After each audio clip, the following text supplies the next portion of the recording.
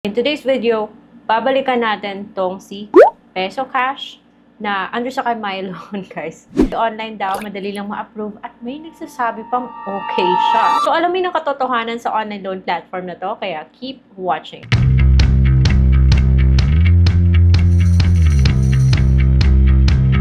Hello everyone! Welcome back to my channel. It's Ate Red here, yung original na utang queen. Nakita ko yung comment ni Aiza. Shoutout nga sa'yo. Sabi niya, Ate Red, Peso Cash 3325 received, pero ang babayaran 6K. Diba? Parang trap yan, ha? Kala ko may isang content creator na sinasabi okay. At sabi ay sa coupon daw is parang nabababa nito yung interest. At parang okay pa daw mo-overdue dito kahit makakaloan ka pa. So talaga bang okay to si Peso Cash? Alamin po guys yung katotohanan. Huwag nyo kaagad i-download. And bago ang lahat, please subscribe to my channel. Marami kayong matututunang things about online loan platform sa channel na to guys, because sinisilip natin yung mga to para kayo ay makapag-decide kung okay sila o hindi. So for today's video, it is Peso Cash. It is worth noting guys na itong si Peso Cash na under sa kay Mylon Lending Investor Incorporated, meron nga siyang registration sa SEC, and you will also find this loan app and the company behind it dun sa list of recorded online lending platforms sa SEC na website that was recently updated noong August 30, 2024. But take note guys, may asterisk po siya. Which means, scroll down po, with pending cases for resolution. Okay ba yung loan app na ganyan? Mukhang may reklamo to ha. Kung ayaw nyo pa rin maniwala, sige, isa-isahin natin kung anong meron sa loan app na to. Dati ko na tong nisilip at hindi ako sang-ayon or hindi ako agree sa offer ng loan app na to because ang laki ng kakaltas niya guys at hindi siya totoong long term. May 2 payments nga siya, bayad ka naman sa first payment pa lang. Pero sinilip ko pa rin siya kasi may nagsasabing okay siya, kaya sige, tingnan natin ha. Maglalagay ka ng phone number mo, mag-OTP ka bago makapagpatuloy. And of course, by registering or by applying to this app, nag-a-agree po tayo sa kanyang mga privacy and loan agreement. So, kaya nga guys, dapat pinag-iisipan bago mag-apply sa mga ganito. So, to continue, syempre bibigyan niyo siya ng iba't ibang mga permission at lalabas dun sa front na nagpapahiram daw siya ng up to 8,000 pesos. Fast and easy daw.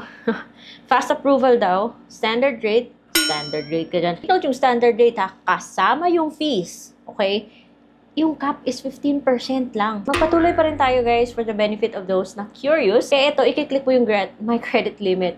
At huwag kayong mag-expect na 8,000 kaagad. Kasi syempre, kapag first time, baka magsisimula kayo sa mababang amount. Huwag na rin kayong maniwala dyan sa 0.05%. So, ayun na nga, Bessie, hingi po siya ng mga information. I'm sure familiar na yung karamihan sa mga ganito. And take note, hihingi po siya ng Facebook, which I don't think it's necessary. And how many bank cards do you have? Email, Gmail, kasi doon daw siya magpapadala ng mga notices, email, reminders, yung mga ganun. So, please, kung may ganito guys, bigay nyo yung email nyo na alam nyo paano i-access. Moving on, ayan, hingi po siya ng address. Doon naman sa contacts na part, sabihin niyo na dapat nagpaalam ko sa mga contacts mo na gagawin mo silang reference because applicants need to ensure that the emergency contact is aware of their lives and obligations to the applicant. For example, when the applicant's information is verified, account security or breach of contract and other risks occur, Peso Cash can contact the emergency contact to obtain or transmit the necessary information. The applicant should inform the emergency contact of the above matters and obtain their consent. If the applicant fails to fulfill the above application, Peso Cash has the right to require the applicant to bear the consequences and responsibilities arising therefrom and or reject the application submitted by the applicant. Yung emergency contact number 1 is your guarantor daw. Mali yung term Hindi ka pwedeng tawagin guarantor kung wala kang pinirmahan na maging guarantor. So, hindi dapat sila naglalagay ng guarantor. Dapat contact reference lang. Tapos, kukuha siya ng emergency contact 2, emergency contact 3, and then colleague. So, 4 lahat. And then, ID type, ID number, ilalagay mo dyan. Pipili ka ng ID na pipicturan mo, and then magsi-selfie ka. So, yung mga IDs na tinatanggap niya is National ID, which is Recommended Driver's License, Passport, Postal ID, PRC, Professional ID Card, Voter ID, PhilHealth, Taxpayer Identification Number, and TIN. And also, tumatanggap din siya ng UMID, recommended din. Social Security System ID, recommended din. And National ID. Is it really worth it na ibigay niyo yung mga ganitong information sa loan app? Kasi after niyang ibigay yung mga ganito, feeling ko in my own assessment, it's not worth it. Kasi yung binigay niya, yung offer niya is 3,000 pesos and hindi mo yan buong matatanggap. Kung Yung 3,000 kasing to, meron po siyang mga ibabawas. Like credit assessment fee, 210, 360, 240, and transfer fee. Dito, paiba-iba yung transfer fee kasi kung e-wallet or bank transfer, 25 pesos lang. Yung transfer fee kung sa MU Villar is 130. So, kung dun ka sa MU Villar, syempre, mas sakit-sakit din yung ikakaltas niya. Kaya yung matatanggap mo is 2,060. Repayment amount, 3,208. Babayaran mo siya guys sa loob ng 7 days. Meron pa siyang second payment daw which is 100 na lang na pwede niyang i-waive. Pero basically, what it's trying to say in my own understanding, 7 days pa rin siya guys, and this is not okay.